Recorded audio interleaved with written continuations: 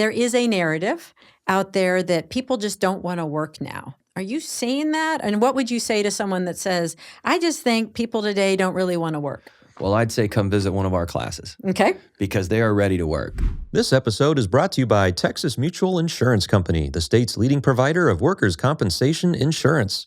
Since 1991, Texas Mutual has been helping employers prevent workplace accidents. To learn more about how Texas Mutual provides a competitively priced source of workers' comp insurance for Texas employers, visit www.texasmutual.com.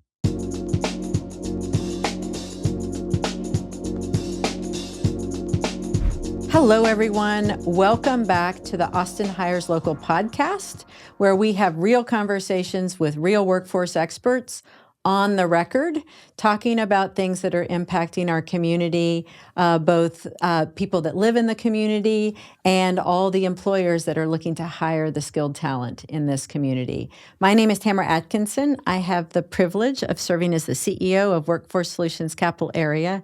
And today I have the distinct honor of having my friend, Kevin Brackmeyer, who is the CEO of Skillpoint Alliance, here to join me today. And Kevin, I am hoping that you will talk to us today about several things that are on Austinites' mind. I'd like to talk about scaling up programs, like what are you doing, what works. I'd like to talk a little bit about non-traditional workers. I'd like to understand whether you think there's any appetite among women to get into the skilled trades. I'd like to find out what you think is the secret sauce to your success. And last but not least, I'd like to hear from you today about, do you feel like there's any cohesion in this community to build community? So I want to talk to you a little bit about that. Are you game to join me today? I am game. Let's go. All right, let's do it. All right, Thanks. let's do it. Kevin, since we're Workforce Solutions and we're talking about workforce, I want to talk to you about jobs. Can you tell me a little bit about your first job and what did you learn in that job? Wow, okay. Well, my first job was really working for my Uncle Jimmy in construction. He was a home builder and a carpenter. Okay. And so every summer I worked for him. Minimum wage back then, I think, was like $3 an hour. Well, at least you got paid. I did get paid, but I had to pay for my own lunch. Oh. So no free lunch with him. And so I had to work and work hard. The things that I learned from him was really about having a good, strong work ethic, climbed ladders with, roofing materials in the heat of the valley sun. And this is down in the Rio Grande Valley. I was going to ask you, where was this? This is in Harlingen, Texas, where it is hot. In the summer? In the summer, and it was brutal. Yeah. But I was young. I was able to do it, and he made me do it. He worked me hard, and I think one of the funniest stories I have about him is at one point during the day, he said, go grab me those 2 sawhorses. And so I did. I went and grabbed them. He said, now grab me that piece of plywood and push the sawhorses about 4 feet apart and put that plywood on top. And I did. And then he said, all right. He climbed up on. He said, I'm going to take a nap. You go clean the shop.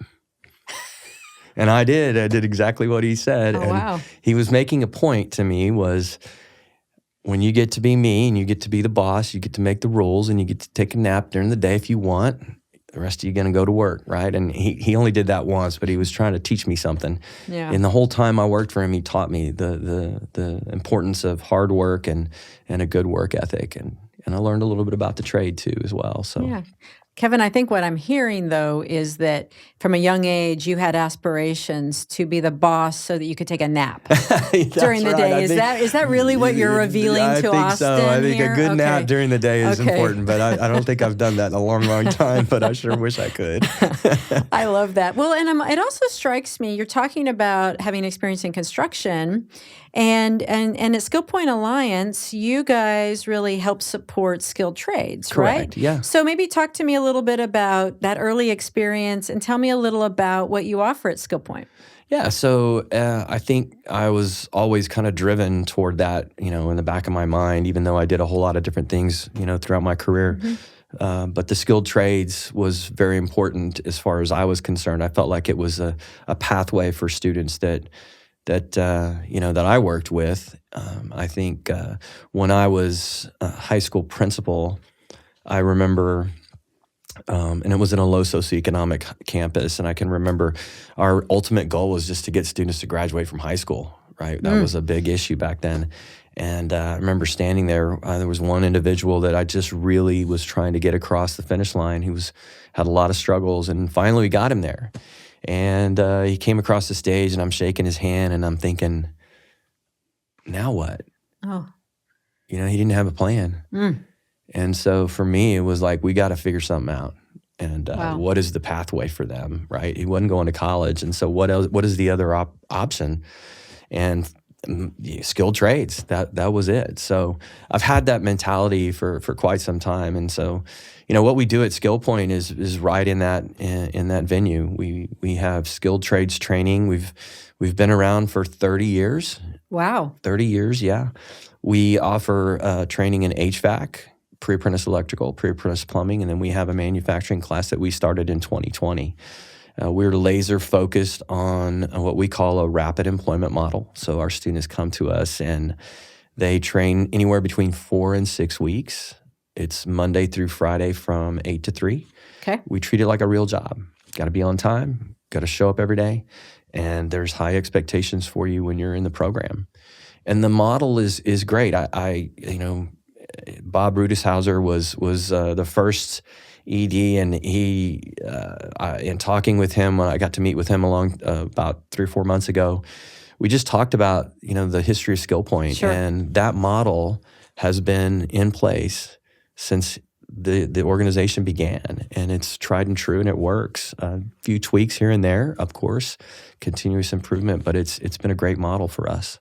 So, small world story, Bob Rudishauser was on the Workforce Solutions Board when I very first joined as a staff person back in 2000. Oh, wow. As a staff person. So, is that right? So Bob Rudishauser really made an impact in a lot of ways in this community. Great guy. He's a great guy. He is. He's a great guy. So what I'm hearing in your story, Kevin, is I heard you talk about being in the school system, K through 12, or the secondary system, and really seeing a need for what's next post-secondary.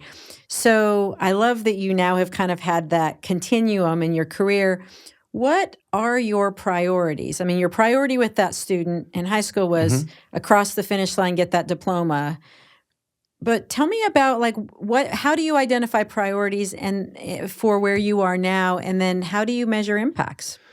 Good question. I think for priorities, so for Skillpoint, it's really about 2 things, right? One, we're focused on helping individuals. We serve individuals basically fundamentally that are 200% below the poverty line. Okay. And so we're focused on trying to get individuals out of poverty or out of situations that they're in, wherever they are, and create an opportunity for them to get into a career that has upward trajectories, mobility, whatever. And so that's very important to us because we want them to be able to provide for themselves and their family, and getting them to, if they're living outside of the community, if they can get into a career that pays well, they can actually come back to the community where they were born and raised. And so community building is one of your absolutely, priorities. Community building. I love that. I don't think we say that enough in workforce development. No. Yeah, keep going. I just wanted to comment on that because I'm like, that's cool. It is, and it's great to be able to see our students graduate and be able to get into those careers, and you see them come back and they're being very, very successful. I could talk later about some of the success stories, but sure. That's number one, and number two is filling those, the needs of our employers, right? And that is very important to us. And our employers are the secret sauce to what we do, because without them we wouldn't exist. And we understand that they have needs and they're hungry for talent, and we feel like we're creating a talent pipeline for them and feeding them with students who are ready and ready for employment. As we were getting started today, Kevin, you told me that you have more students enrolled in 2 of your classes now than before. Yeah. Maybe that seems to speak. Can you say a little bit more about that? Yeah. So we, fortunately, we've been able to really up our recruitment, and students are enrolling exponentially. We have, like I said, we have a waiting list for HVAC and electrical, and because of that, and because of the demand out there, we have expanded our classes from, we normally only take 12 in these classes, and we've got 16 in our pre-apprentice electrical right now, which we had to build some more panels so that we could get them, lined up for that. And so that's important to note. And I think the other thing is, we began a night class for the first time in Skillpoint's history. Oh, wow. We had not ever had a night class. Like I told you earlier, our model is a rapid employment model, but when the need is there, you gotta figure out ways to make changes if you need to. And so we did, and we added a night class. It meets twice a week, and it's going really, really well. And we're super excited about it. And that's just one more opportunity for us to bring more students into the skilled trades. So, Kevin, I want to go back to what you said about community building because I love that. And so, but it strikes me that Austin, the community, I mean, that's one way to define community is Austin. And some could say, well, Austin is a magnet and people want to live here. They want to move here. Austin historically has really benefited from a tremendous influx of new workers here. But what I heard you say that Skillpoint's focused on is kind of a grow your own strategy, like invest in our community, grow them. If you were talking to, because you might be, a policymaker or a funder who's listening to this podcast, like what is your argument for why we should invest in growing our own versus continuing to rely on out-of-market talent? Well, first and foremost, you're talking about a boost to the economy. Training our own individuals here in our community. If they live here in our community, they're going to pay taxes. They're going to buy groceries here. They're going to pay rent. They're going to buy their own home. Ultimately, that's what we want to push them towards. And I think it is about being able to get individuals that can train individuals that can get into a career. And I know I said it, but has that upward mobility where they can have a sustaining income for themselves and their family, and they can move back into the city if they've left, and they can come back and build their family. And then you have this generational wealth that becomes part of their family, and then you have it in your own community, and it helps that trajectory for them. And I think that's really, really important. I love that. So what I think I heard you say is it's economic investment in our people, and then they spend the money here. Yes. And then I also heard you say, and I also don't think we talk about this enough, the generational impact, helping those adults. So do you see stories of that? I mean, you guys have graduations and celebrations. Like, how often do you see families coming? Well, we see a lot of families coming. They're always at our graduations. The father, the sister, the husband. We have females in our program as well. I mean, it you name it, they're there. And the really cool thing is sometimes we'll have father-son combination in our program. We had that actually happen not just recently.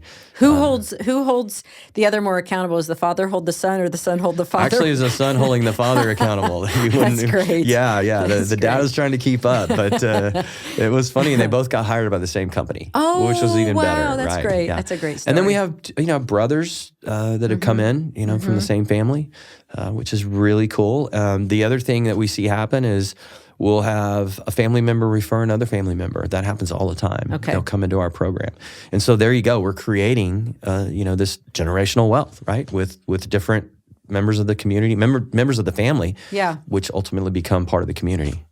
This episode is brought to you by Texas Mutual Insurance Company, the state's leading provider of workers' compensation insurance. Since 1991, Texas Mutual has been helping employers prevent workplace accidents. To learn more about how Texas Mutual provides a competitively priced source of workers' comp insurance for Texas employers, visit www.texasmutual.com.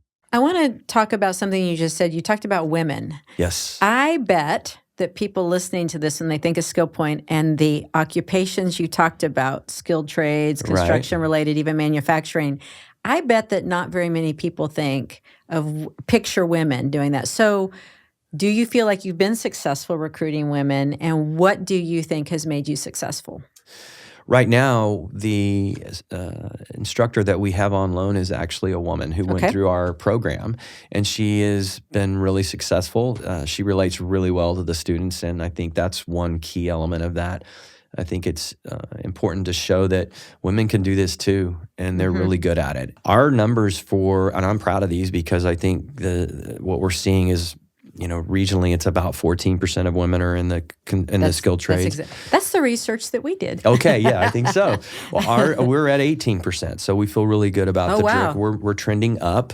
We've had several women come through our program. We had one, I think, mother-daughter group that started their own business, which is really cool. So, there's a lot of opportunity for women out there. Well, the fact that you said that, I think I missed the first time, or you didn't say it, is that the woman who's your instructor, who's on loan, was a student of yours before. She was. I don't think I knew that story of. It's like a virtuous cycle of you are training the community, they are going out, people are graduating, going out, building careers, and then now you have an example of someone coming back and giving back. Giving back. And that's such a great story. It is, and we just love her. She's so dedicated, and she's not easy to she's hardcore, and she's a good electrician. She knows what she's doing. And I say she's not easy. She holds them accountable. Of course. She's been through the training. She knows what's to be expected. She wants them to be employment ready. Mm-hmm. And so she's chop. Let's get this done. Yeah. Yeah, she's good. We're excited to have her, and just a great story. So in addition to women, are there other non-traditional populations you're focused on? Sure. We work significantly with justice-impacted students. About 22% of our students are justice-impacted. We feel like we're a great avenue for them to be able to change the trajectory of their life. They're coming to us because they want to make a change. Mm-hmm. And so we have lots of employers that we work with that are willing to hire individuals who've been involved with the justice system. Mm-hmm. And so we're really well-versed on that. We try really hard to help them figure out what they want to do and work with their backgrounds. So there's that. And then we also obviously work really well with veterans and helping veterans figure out what they want to do once they get out of the military, kind of get back on track with their careers. And so we have a significant amount of students that we work with that are veterans, and we have actually, I believe, like 4 of our instructors are former veterans as well. Wow. Well, I'm getting a picture of Skillpoint Alliance really having students that become instructors or go out and work and come back. Like you're painting a picture of Skillpoint as kind of a community. Yes. And I don't know that I had thought of you that way before, but that's really, I don't know that I've heard that story enough about the community virtuous cycle part of how you work. I love that. So I've heard you say women, non-traditional, justice involved, veterans. Anyone else? And then what kind of successes have you had with those populations? Well, there's also opportunity youth. So we're seeing a lot of younger students come into our programs. In fact, 3 or 4 of them, I think in this last class, are fresh out of high school. I'm talking graduated in May. Oh. Yeah. And they're already motivated to be back in the classroom. They're already motivated to be back, and our classroom's a little different than a high school classroom. Yeah. The expectations are a lot. Yeah, and you know a thing or two about what a high school classroom's they like. get the speech from me about that. Let me tell you, this is not high school. So put that in the back seat there, because we're ready to go to work here. And we're teaching them to be employment ready. Some of these students may not have ever even really worked in their life, but they're looking for something to somewhere to start their career. So that's big for us, is opportunity youth, and we're seeing more and more of those students coming into our programs. You know what dawns on me is that a lot of high school students, when especially they finish their senior year, they're like, "Ooh, I'm done. I want a summer to relax." I hope employers listening to this will think of you when they're looking to hire, because talk about motivated workers. Mm-hmm. If these young people are going to show up in their summer, when their peers are probably doing something else at a pool or having fun, right? Like that tells you the dedication. Do you think you see that across your student pool? Are they showing up and hard workers? And what is that? How do you translate that for your employers? Well, here's the thing, Tamara. Our program's free. Right? It's free. They don't pay anything. They don't pay anything. Wow. But I would argue that our students are putting an investment into it as well. They're putting their time in. They're coming every day. Mm-hmm. Like you said, they could be just hanging out with their buddies in the summer. Sure. But they're showing up on time every single day, coming in ready to work. And it's a grind. It's 4 weeks. It's not easy. And so we look at them as they have proven that they are willing to put in this investment into their future, and they're graduating employment ready. And so our employers, we feel like we're giving them a well-rounded student who's ready to go to work in their industry. I think I just got chills. I did, because I love hearing that, and I love the story of sweat equity people. There's a match there Sure. between what you're giving and what they're giving. You know, I was thinking, Kevin, one of the things, I don't know if you've heard this, but I've heard this a lot since COVID. I've had people, there is a narrative out there that people just don't want to work now. That the workforce numbers are down, workforce participation, which actually isn't true. Labor force participation is strong, but there is a pervasive narrative people don't want to work. Are you seeing that? And what would you say to someone that says, "I just think people today don't really want to work"? Well, I'd say come visit one of our classes. Okay. Because they are ready to work. You will see them working. They are in a job in our classroom, right? The instructor is the foreman. He's the boss. And our students are acting like they're at work. And you will see strong work ethic being built there. You will see students getting prepared to become employment ready. Our students, they want to work. They're hungry. They are hungry to go to work. If you're an employer and you're watching this, they are ready and willing to go to work, and you won't be disappointed. I would love to tell a story about one of our former students, Jennifer, who came to our program, and she had just gotten laid off. She had 2 kids. She drove straight from her former job to our office and enrolled in our program, and this was 5 years ago. And she came and enrolled, and even though she had 2 kids at home, she didn't have money to pay for a babysitter. She didn't have money to pay for anything. She finished our program. She went in an apprenticeship program. She became a journeywoman. Oh, wow. Yeah, and she's now, she's in charge of her own team. And we were talking with her the other day on another podcast, and she mentioned during the podcast that she said, one of the things I'm really most proud of is now I can go out to eat with my friends, and I can actually buy lunch.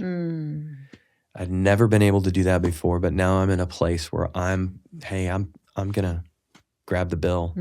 And that to me gave me chills. I was like, that's awesome. That's such a great story. She is the coolest, and I'm just super excited about that kind of thing happening.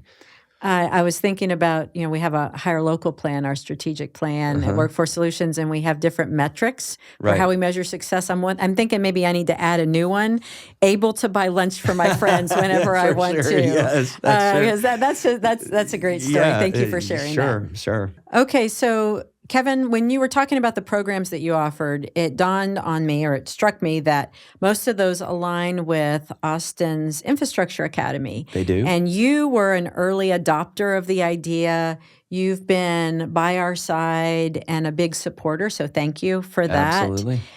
So talk to me about, why was it important to you, the Skillpoint Alliance, align with the Infrastructure Academy work?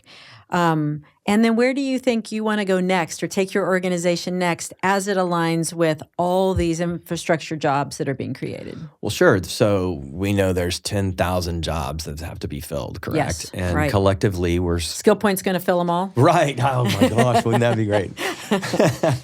So, I mean, there's 4,000 that are getting filled right now collectively, right? So we have to come together as a team, as an organization. It's not a competition. It's a collaboration. We have to all work together. I love that. We do. There's, the ACCs and other community organizations that we need to all come together. We all are good at what we do. Let's pull together and let's take our expertise and get this problem solved. We are trying to scale up in every way that we can. I told you we were adding night classes. We will probably add another location here in Austin, probably down south if we can. I'm glad you're staying in Austin. Last few new openings have been out of our community, haven't they? I know. I'm but glad there's you're been bringing just them such home. a need down towards San Antonio. I down get in it. the Okay, south. we can share the love. You share the love a little bit, but there is a need everywhere. But specifically here, we are trying to get into some of the more rural communities surrounding the Austin area because as we said earlier, students are finding it difficult to, affordability to live in Austin. So they're living on the outskirts and in these rural communities. So we're trying to take some of our trainings there so we can pick those students up too and give them that same hope and hope for a future, right? So that's a big part of our plan is how can we scale this up? Adding more night classes. We just talked yesterday about looking to see if we could take some of the time off between classes and squeezing those together to add even one more class this year. Oh. So that's another 16, 18 students that we might be able to add. So it's just really working, I think, together with you and all of the members of the Infrastructure Academy to try to figure this thing out. Well, thank you for being a partner with us. I love that you said not a competition, because we're going to all have to do it together. We are. Thank you for that. Absolutely, we are. So last question from me. This has been a great conversation. Sure. Thank you. Is there anything I haven't asked you that you'd like to tell us about you, Skillpoint Alliance, or anything else going on in Austin's world of workforce? Well, you mentioned community earlier, which is really important to us. And I think I'd like to really emphasize the fact that our organization, we are like a family, and every student that graduates from our program, I have a joke that once you graduate from our program, you are now a part of the Skillpoint family, and you can never leave, right? But it really is the truth. But you mean it in a loving way, not an ominous way. Not an ominous way, Okay. but thank you for clarifying that. But that's the truth, because we follow our students. First of all, we follow them for a full year. Okay. And why do you do that? Why do you? I mean, they've graduated. Why do you need to follow them? Because when you graduate, you just don't automatically become self-sufficient and everything just goes away. Yeah. Right? So we know there's still going to be hardships. We know there's still going to be challenges. Can you help them if they encounter them? Yes, we have resources that we can help them. I don't know that people know that. Yes, we have resources that we can help them, and we have. We've had students who've had some need with rent assistance. We've had a student whose car was in need of repair. He had a hole in his gas tank, and so he couldn't get to work. So we helped him with his gas tank. There's a lot of things that we can help them with. I had a student come to me that graduated about 2 years ago. The job he was in didn't work out for him anymore, so he came back. We helped him with his resume, got it all polished up, and we're going to help him find another career, an opportunity for him. So we want people to know that we really care about the folks that come through our organization. That's not just a saying; it really is true. We want to help you be successful. We want to help you get to where you need to be, and you don't ever have to worry about calling us back and saying, "Hey, can you help me?" So we're here. We're here for them. Wow. Well, thank you so much for being here with me today. Thank you for sharing your story. And I just got to say, I've known you for a while, Kevin, but I have even more respect for you now. I mean, I feel like you are a workforce hero, and what you are doing is really changing Austin for the better. So thank you. Thank you for everything you do. Well, thank you, Tamara. And I've known you for a while, and I could say the same about you. I have seen you just take this organization and go, wow. I'm just like, this is crazy. I can't believe how when we first started, way back when, it was like, oh we were my gosh. babies, weren't we? We really were. And so, thank you. And I thank the mayor for, his passion, Judge Brown, all of the folks that are in this game together that we're in, and we're trying to make a difference here. So I appreciate everyone coming together. It's great. It's great to be a part of. Thank you. I agree. And I think the operative word is community. You said that over and over again. You exemplify it, and it also takes a community to do this work. It does. Let's just keep doing it together. Thanks, Kevin. Hear, hear. Thank you. Thanks for listening to Austin Hires Local, powered by Workforce Solutions Capital Area. To learn more about what you heard today, or to see what Workforce Solutions Capital Area can do for you, visit wfscapitalarea.com. To stay updated on new episodes, subscribe to Austin Hires Local on your podcast app of choice. Until next time.